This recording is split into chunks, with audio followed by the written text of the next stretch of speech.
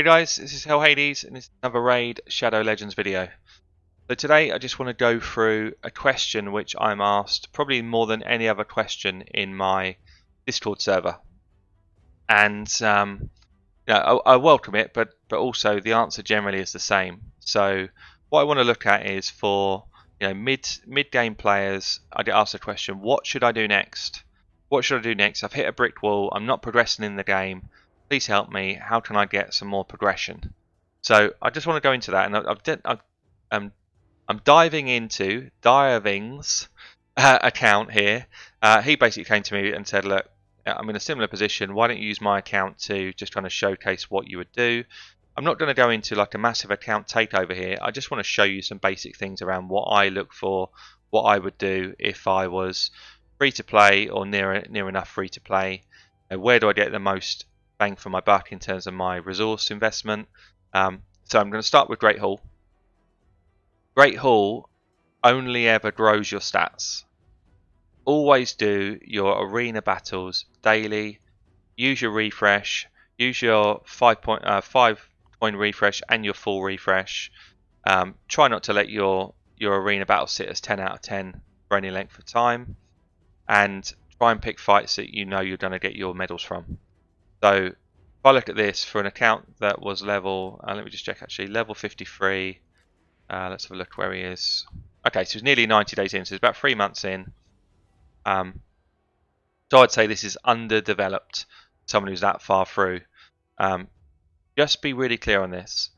Everything you do in this room, everything you do in the Great Hall affects clan boss, arena, dungeons. Every part of the game is affected by these stats. And what I would suggest is your most important ones to do are accuracy, which he's doing here, which is nice, followed by defense, followed by crit damage. They are the most useful skills in this room, probably then followed by HP. Yeah, so accuracy allows you to land your debuffs more.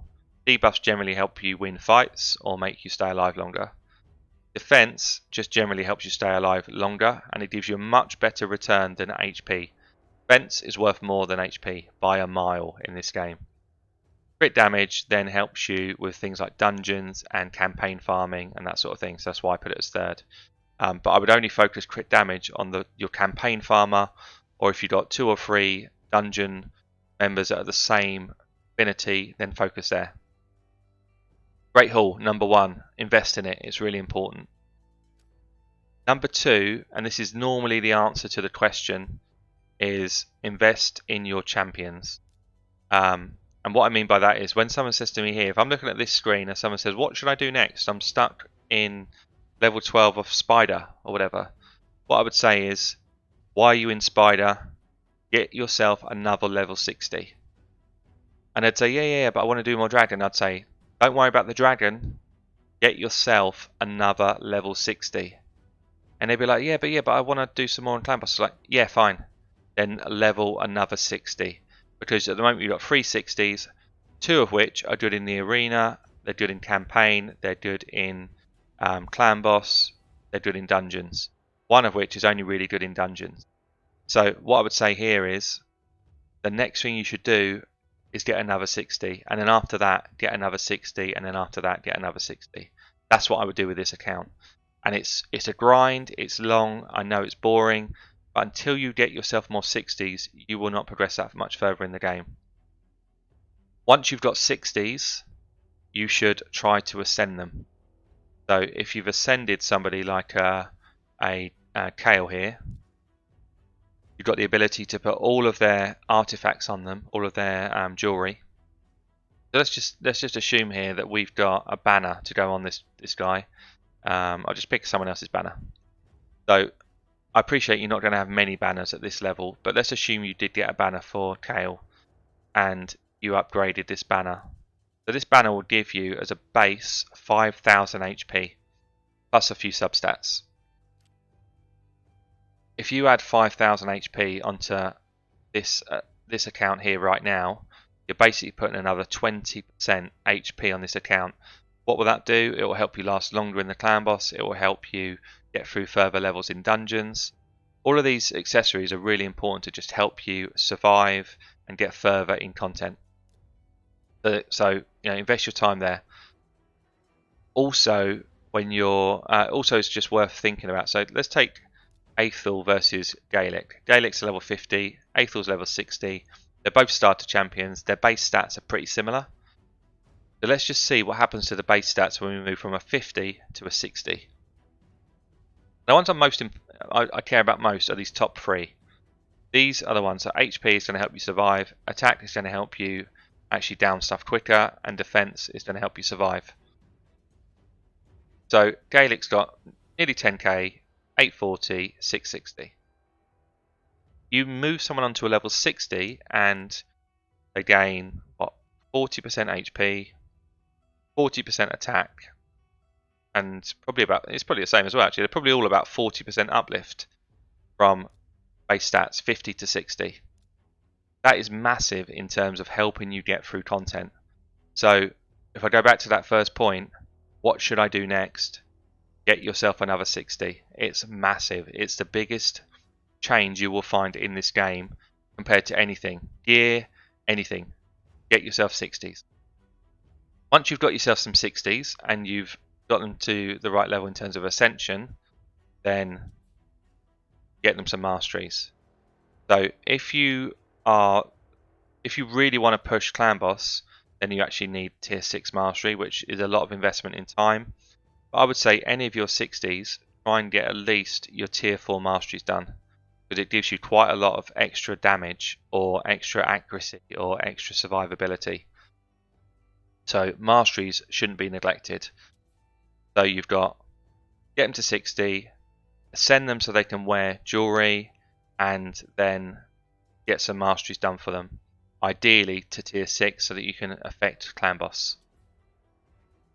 So what I'd also say is, if Diving then said to me, okay, well, but who should I get to 60 next? Do I need another damage dealer? Because I can't get through Spider, or I can't get through Dragon. I would say, in this account in particular right now, no, actually, let's come back from that. I would say, if this is going to be your first level 60, you need somebody who can farm the campaign. The Kale is actually a really good option. Kale can farm the campaign in under 30 seconds. Decent option, especially for a free-to-play player. He's always going to, and he's relevant in pretty much all aspects of the game. So get somebody to do campaign, but also is going to give you decent bang for buck in other content. If you get to the point like this where you've got 2 or 3 damage dealers and you're still struggling to get through other content, I would say that's because you need support. And it might be that you don't necessarily need to get your support up to 60 straight away. So for me, to enable these guys to do their damage, I would at least get War Maiden to 50 and get a geared to help these guys. War Maiden is a great setup for damage, and I'll show you why. She has got skill which decreases defense on an AoE. So she attacks all of the enemies and she decreases all of their defense. These guys then come in with their nukes and they hit 10 times harder. She will help you in arena, she will help you in all of the dungeons. This is a champion that you wanna level as a free-to-play player if your roster looks like this. Level her, gear her up. All she needs to be is tanky enough to survive, and she will help your damage dealers do their damage. I'd also say somebody like a Zelatar, who is a healer, or a Mother Superior who is a healer. You want support for these guys so that they can stay alive longer. So you want to go through the skills and try and find people like this who give you shielding, give you heals, because you need to get through the dungeon content, or you need to last longer in clan boss. So somebody like this is actually pretty useful. So you don't necessarily again have to 6-star them for them to be useful. They could be 5 stars, but obviously 6 stars gives you all of this extra base stats, which enables them to last longer. So give yourself that diverse set of 60s, not just at damage dealers. I would then say, in terms of who should I invest my time in, try and pick people that are fairly long term or end game content viable. So Juliana will see you at least through to Nightmare Clan Boss, and she's decent in dungeons. Cult Brawler is one of the best epic poisoners in the game, so definitely end game and boss viable. War Maiden would see you right through to level 20 dungeons. Bogwater would see you right through to sort of Nightmare Clan boss. You can't get the idea, but before you make that investment, look at things like tier lists, look at what some of the YouTubers kind of top 20 epics, top 20 rares. Try and get a feel for what would give me the best, what do I need, what am I missing, and what would give me the best return for my time and resources. What I'd also say is look for champions that deserve your skill books. So if we go into upgrade skills, if I think about Royal Guard, actually diving's done the right thing here. So Royal Guard is all about his A2. His A2 is a nuke ability, it's what he's known for, it's what you level him for. You want to max the books in this ability. If you are lucky enough to max the books in this ability before you put other investment into other abilities, stop putting books into him. You don't need more books than this. This is a perfect finish for Royal Guard. This was nice to get, but didn't really need it. You definitely don't need it here. Another good example would be, let's take War Maiden again. So if you were to, where is she? There. The War Maiden is all about a third ability, which is an AoE ability, decreased defense. At the moment it's 75% chance and it's on a 4-turn cooldown. I would want to put 4 books into this because she is going to be brilliant for you in dungeon content and arena. So this is worthy of 4 books. You don't really need those books anywhere else on her. So as soon as you land 4 books here, stop booking her up. Okay, so we talked about Great Hall. We've talked about champions in terms of who should I 6-star next.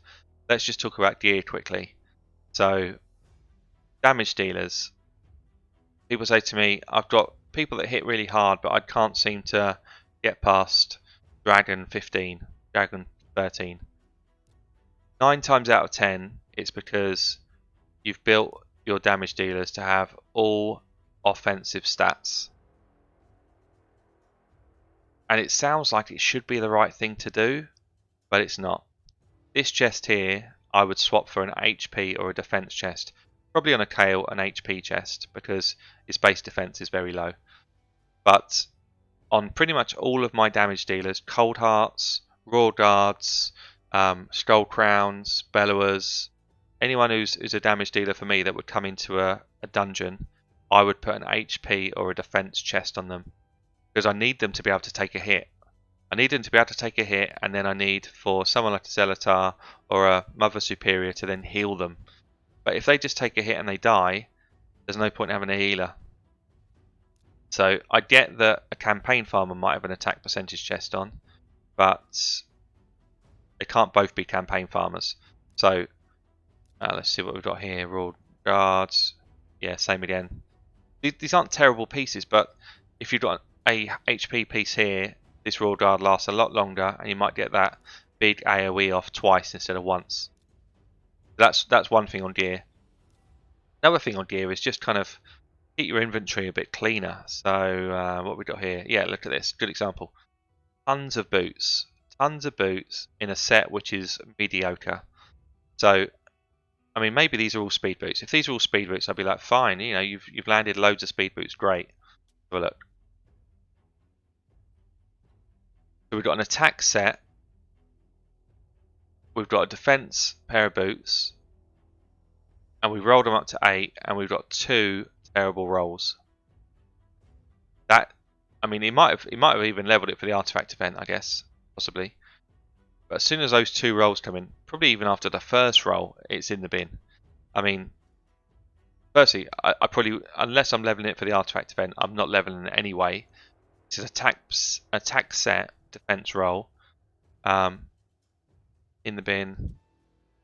Flat stat in the bin. Yeah, so unless these are here for the artifact event, which they could well be, because we've got that going on right now. But yeah, most of these, clear your inventory out. Most of these are not worth keeping. Not for this level of account. So same sort of thing with all of those. Let's have a look at speed. Speed's one of the most important sets. You really want HP or defense chests. You really want speed boots.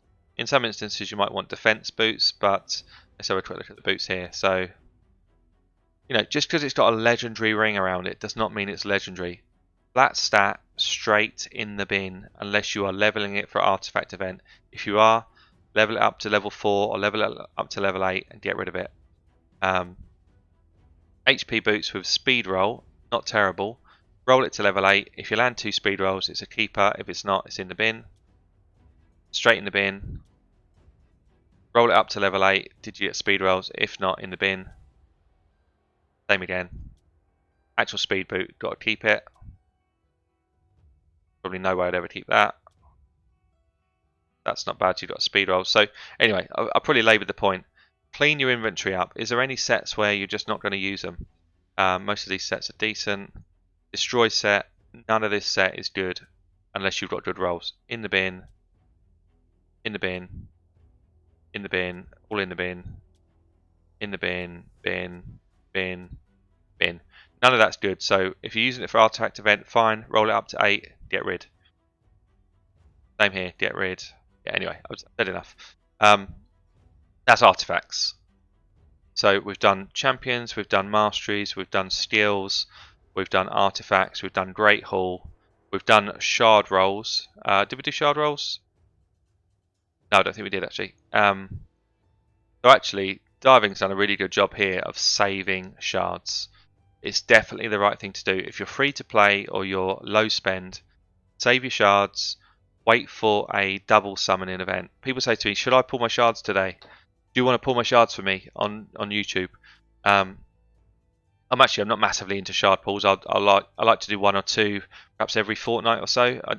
For me, it's not what I get the most enjoyment out of doing, but this is good. So save them up. Wait till you get that double summoning event, and then use as many as you can during that double summoning event. Ideally, when they've got something like a tournament on where you get additional resources from pulling those shards. Really important. If you pull a shard every time you get one, you'll end up with an account that basically just looks like a champion vault. You'll end up with an account that just looks like this. And you'll be saying, I don't know why I didn't get any legendaries. I played for 6 months, I've never had a legendary.